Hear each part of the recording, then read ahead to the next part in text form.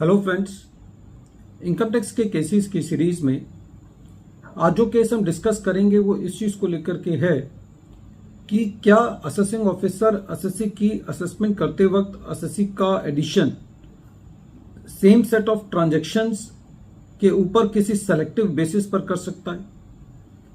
उदाहरण के तौर पर प्रेजेंट केस में एसएससी ने किसी ए एंटिटी से 11.75 करोड़ का लोन लिया हुआ था। एसएससी ने ड्यूरिंग द ईयर 3.6 करोड़ का लोन रिपे किया और जो बैलेंस बच गया वो 8.5 करोड़ बचा। तो क्या असेसिंग ऑफिसर ये स्टैंड ले सकता है कि जो ड्यूरिंग द ईयर एसएससी ने ट्रांजैक्शंस की, खाली उन ट्रांजैक्शंस को एसएससी की इनकम में ऐड बैक कर दे जहां पर पिछले सालों में कोई भी एडिशन उस लैंडर को लेकर के नहीं किया गया? यही इशू नागपुर आईटीएटी ने अपने एक case deputy commissioner of income tax versus Sanjay Gaurishankar Agarwal के केस में डिसाइड की और ये case 125 ITR tribunal page number 455 पर रिपोर्ट हुआ और इस केस का जजमेंट 3 अप्रैल 2025 को आया। प्रेजेंट केस असेसमेंट ईयर 14-15 से रिलेटेड है। एसएससी ने किसी कोलकाता बेस्ड कंपनी ए से लोन लिया हुआ था। सर्च ऑपरेशंस के अंदर ये पता चला कि वो एंटिटी एक एकोमोडेशन एंट्री के बिजनेस में है और during the assessment year 14-15 assessing officer ने ये पाया कि एसएससी ने एट द बिगिनिंग 11.75 करोड़ का लोन है ए से और एट द एंड 8.15 करोड़ का लोन है। इसलिए असेसिंग ऑफिसर ने इस प्रिजम्पशन पर एडिशन की कि जो 3.6 करोड़ का लोन जो वापसी किया गया है वो कहीं से एसएससी ने मैनेज करके उसको वापसी किया और उसको सेक्शन 68 के अंदर एडिशन किया। During the assessment proceedings SSC ने असेसिंग ऑफिसर के पास कंफर्मेशन फाइल किया था, बैंक स्टेटमेंट फाइल किया था, अपनी बैंक स्टेटमेंट और ए की बैंक स्टेटमेंट फाइल की थी। जो ए की बैलेंस शीट थी उससे यह पता चलता था कि ए की नेटवर्थ 23 करोड़ रुपए की है और उसको पुरानी असेसमेंट्स में एक्सेप्ट भी किया गया था।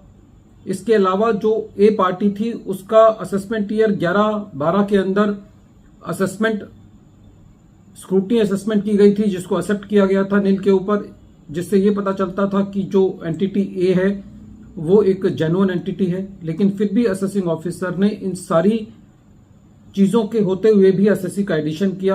जब ये मैटर सीआईटी अपील के पास गया तो सीआईटी अपील का ये कहना था कि प्रेजेंट केस में जो एसएससी ने डॉक्यूमेंट्स दिए हैं, जो एविडेंसेस दिए हैं, उनसे ये बात साबित होती है कि जो ए है वो एक जेन्युइन एंटिटी है, उसकी क्रेडिट वर्थिनेस साबित होती है। रेवेन्यू ने इस मैटर को ट्रिब्यूनल में चैलेंज किया और जब ये मैटर ट्रिब्यूनल में गया तो ट्रिब्यूनल का ये कहना था कि प्रेजेंट केस के अंदर रेवेन्यू की ये अप्रोच कि एक पार्टीज की कुछ ट्रांजैक्शंस को नॉन जेन्युइन कहना और बाकी को जेन्युइन कहना ये जस्टिफाइड नहीं है।